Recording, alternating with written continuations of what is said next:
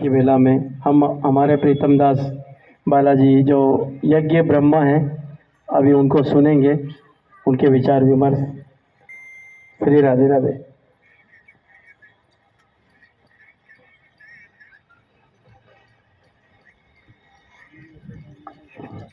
जय श्री राम।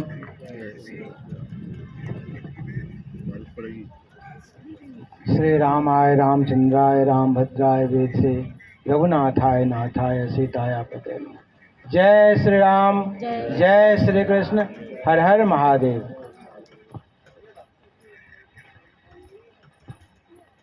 ज्योतिष का विषय अनंत है, अथाह है, अगाध है। जितना भी पढ़ें कम है। अपनी अपनी विद्या बुद्धि से जिसे जितना होता है वो बताते हैं। ज्योतिष का भी तो भाग्य है, उसकी भी ग्रह गति है।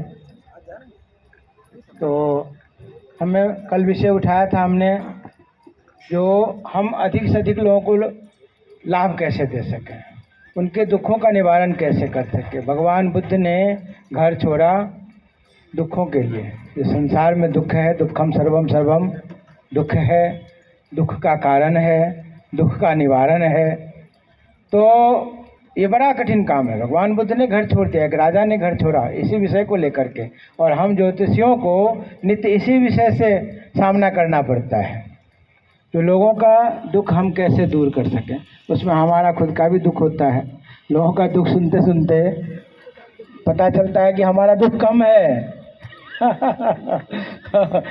रोज लोगों का, और इतना विशद इतना भयंकर दुख सब कि हम तो अपने दुखों को ये तो बहुत कम है। ठाकुर जी ने बहुत थोड़ा सा दिया, ठीक है दिया तो दिया, थोड़ी मेरी भी तो परीक्षा हो रही है, थोड़ा मेरा भी तो पुरुषार्थ का सामना हो रहा है। दुख नहीं होता तो पुरुषार्थ का सामना कैसे होता। तो दुख भी लोगों को निरखने परखने के लिए भगवान ने दिया। नहीं तो भगवान को कौन माने, कोई मानेगा क्या? आदमी तो बिल्कुल नहीं मानेगा। कहते हैं ना, पशु पक्षियों को प्यार करें, पेड़ पौधों को प्यार करें, आदमियों को तो बिल्कुल प्यार न करें। आदमी प्यार करने के लायक नहीं है, ईश्वर के सिवा और कोई प्यार करने के लायक नहीं है। लेकिन हम संसार में हैं, गृहस्थ धर्म में हैं, तो इसको भी लेकर चलना पड़ता है। तो हम मुख्य रूप से आ रहे थे जो हम लोगों को लाभ कैसे दे सकें, विषय मैंने कल उठाया था। और मैं चाहूँगा कि जो विद्वान ज्योतिषी लोग हैं इस पर अपना विचार दें। जो आज गुरुजी ने उठाया विषय, जो लाल किताब तो हमारे धर्म के बिल्कुल खिलाफ है, बिल्कुल खिलाफ है। और लाल किताब के टोने टोटके तो बिल्कुल वाहियात हैं और आपको हास्यास्पद बनाएंगे।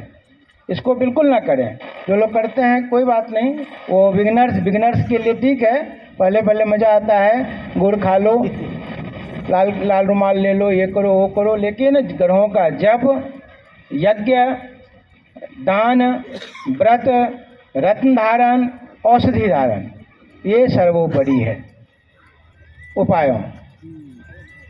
रत्न भी प्रयास करें कि 2 या 3 से ज़्यादा धारण न कराएं। हम तो आजकल देख रहे हैं अंगूठे में भी लोग अंगूठी पहना रहे हैं, तो ये बड़ा थोड़ा ठीक भी नहीं लगता है। हमारे जो यजमान हैं वो बाहर चलें तो थोड़ा सा अवैज्ञानिकता तो ना लगे। पूरा अंगूठी डाले हुए हैं, 5-5, 7-7 एकदम से। तो 2-3 अंगूठी जो नवमेश का है, दशमेश का है, पंचमेश का है, चतुर्थेश का पहना दे, अष्टमेश, षष्ठेश, द्वादशेश का अंगूठी बिल्कुल ना पहना है। महादशांत जैसा है, गोचर पर बहुत विचार, वो सब कहने की जरूरत नहीं है। विषय उठाया था मैं कल, जो एकदम से लाभ, और मेरा जो यहाँ बगलामुखी माता का यह धरती है, और विषय इस पर आप लोगों का जवाब मैं चाहूँगा, सभी विद्वानों का। और अभी जवाब नहीं देंगे तो फिर मैं आपको आमंत्रित करता हूँ। फरवरी में मेरा मंदिर है दिल्ली में 25 एकड़ में, और बहुत बड़ा मंदिर है। 300 करोड़ का तो हम लोगों ने ज़मीन ही खरीदा है, और हमारे 12,600 हमने मेंबर बनाया है दिल्ली में बड़ी मेहनत से। और 12,000 मेंबर ऐसे हैं जिन्होंने 1 लाख रुपए से ज़्यादा दिए हैं, 1 लाख, 2 लाख, 3 लाख, 5 लाख।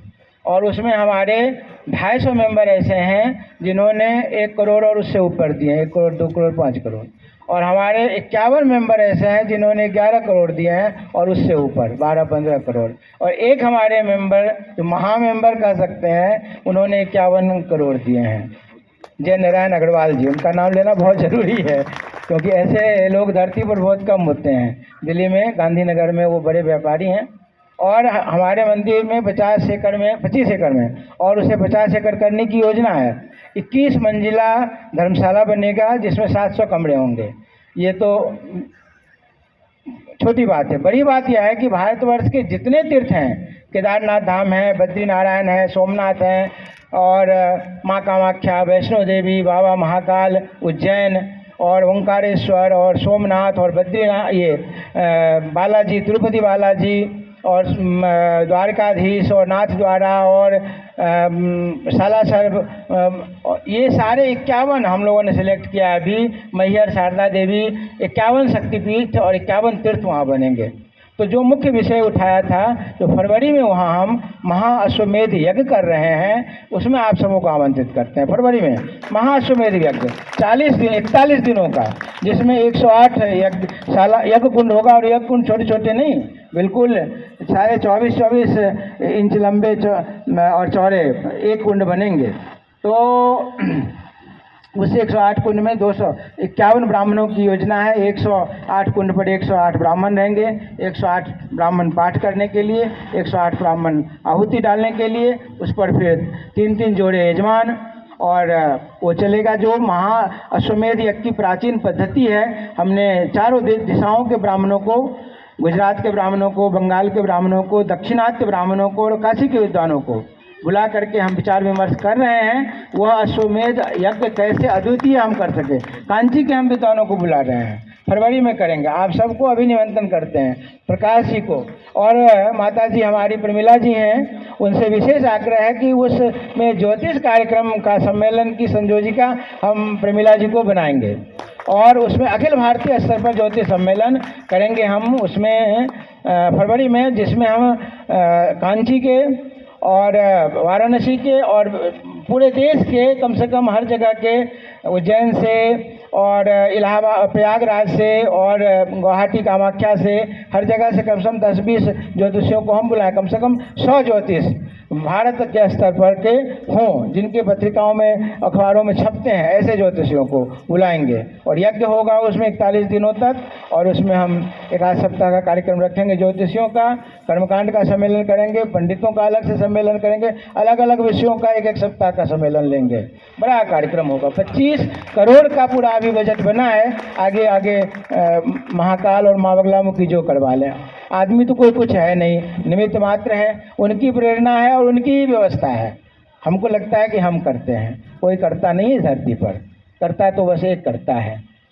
तो हम विषय उठा रहे थे, वो विषय आपके सामने फेंकूं और जवाब कल चाहिए मुझे।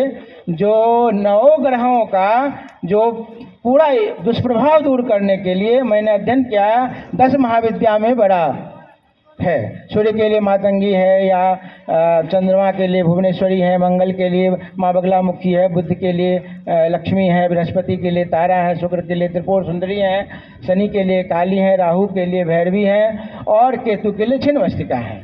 इसका मैंने बड़ा प्रयोग किया पिछले 8 वर्षों में और मुझे सुखद अनुभूति रही। तो महादशा, अंतर्दशा, ग्रहों के जप और के साथ साथ रत्नों को धारण कराने के साथ हवन, दान, व्रत, औषधियों को धारण कराने के साथ साथ मैं महाविद्या का भी प्रयोग कराता रहता हूँ और मुझे बड़ा सुखद अनुभूति हुआ है। तो इस पर आप लोगों का मुझे थोड़ा सा चाहिए कि क्या ये मेरा प्रयोग कैसा है, ठीक है, गलत है, जैसा भी हो, तो ये आप लोग मुझे बताएं। 10 महाविद्या का प्रयोग ग्रहों के शांति के उपाय के लिए कल तक आप जवाब दें। जय श्री राम।